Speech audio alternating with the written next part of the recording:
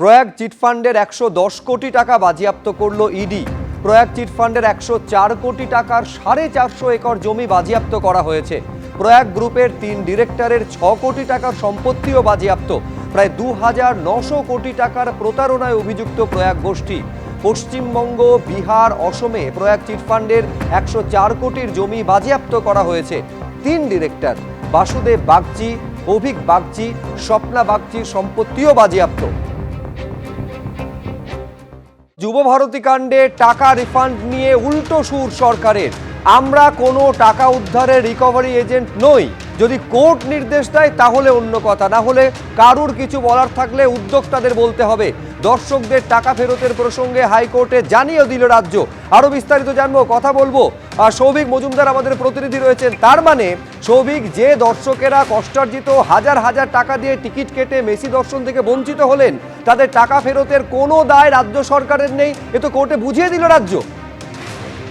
দেখো, একেবারে স্পষ্টত রাজ্য সরকারের আইনজীবী কল্যাণ বন্দ্যোপাধ্যায় তিনি বলে দিয়েছেন যে এটা একেবারে একটা প্রাইভেট প্রোগ্রাম এবং এই অনুষ্ঠানের সঙ্গে সরকার কোনোভাবে যুক্ত নয়। সরকারের কাছে এই আয়োজক সংস্থা তারা নিরাপত্তা চেয়েছিলেন, ফলে সেই নিরাপত্তার বিষয়টি তারা খতিয়ে দেখেছেন।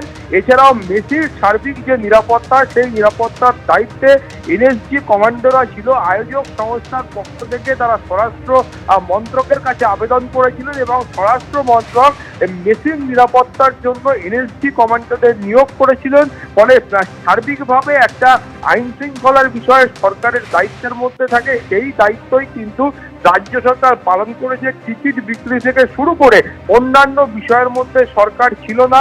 ফলে টিকিটের টাকা ফেরতের যে প্রশ্ন উঠছে তার দায় কিন্তু সরকারের নেই। সরকার স্পষ্টত বলেছেন যে তারা এই গোটা ঘটনায় কোনো রিকভারি এজেন্টের ভূমিকা পালন করবেন না। যদি আদালত নির্দেশ দেয় সেটা অন্য ব্যাপার, কিন্তু আজকে এই যে মামলা, শুভেন্দু অধিকারী সহ যে মোট 3টি মামলা, সেই 3টি মামলার প্রেক্ষিতে মাননীয় ভারপ্রাপ্ত প্রধান বিচারপতি সুজয় পাল তিনি তার যে নির্দেশনামা রয়েছে, সেই নির্দেশনামা কিছুক্ষণ আগেই কলকাতা হাইকোর্টের ওয়েবসাইটে আপলোড করেছেন এবং সেখানে স্পষ্টত তিনি বলেছেন সিবিআই তদন্তের আবেদন খারিজ করা হচ্ছে এবং অবসরপ্রাপ্ত বিচারপতি অসীম কুমার রায় যে কমিশন ছিল, সেই কমিশনও বহাল থাকছে। বেশ, অনেক ধন্যবাদ সৌভিক তোমাকে। আমি এইখানে একবার দর্শকদের দেখাতে চাইবো যে যেদিনের ঘটনা ঘটছে, যেদিন টাকা ফেরত নিয়ে দাবিতে রীতিমতন স্লোগান তুলছেন, রীতিমতন ক্ষুব্ধ দর্শকেরা, টাকা ফেরতের ব্যাপারে আশ্বস্ত করে রাজ্য পুলিশের ডিজি রাজীব কুমার কি বলেছিলেন সেদিন দেখুন। Government has already constituted a committee which will look into all the aspects of if there was a mismanagement from the organizers, the tickets which have been sold, they should be refunded because there was not much of this thing was done. We have already detained the organizer. We will try to ensure that fans যারার মধ্যে ক্ষোভ আছে বা যারা cheated feel করেছেন তাদের কিভাবে compensation করানো যায়। এরই পাশাপাশি আজ মেসি কাণ্ডে সিবিআই তদন্তের আবেদন, সেটাও খারিজ হয়ে গেছে কলকাতা হাইকোর্টে। প্রাথমিক পর্যায়ে তদন্ত রয়েছে, তাই হস্তক্ষেপ করার প্রয়োজন নেই। শুভেন্দু অধিকারী সহ অন্যান্যদের মামলা হাইকোর্টে খারিজ হয়ে গেল।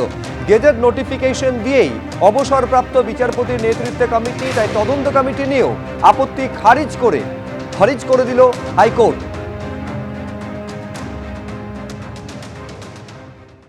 এবিপি আনন্দ এগিয়ে থাকে, এগিয়ে রাখে।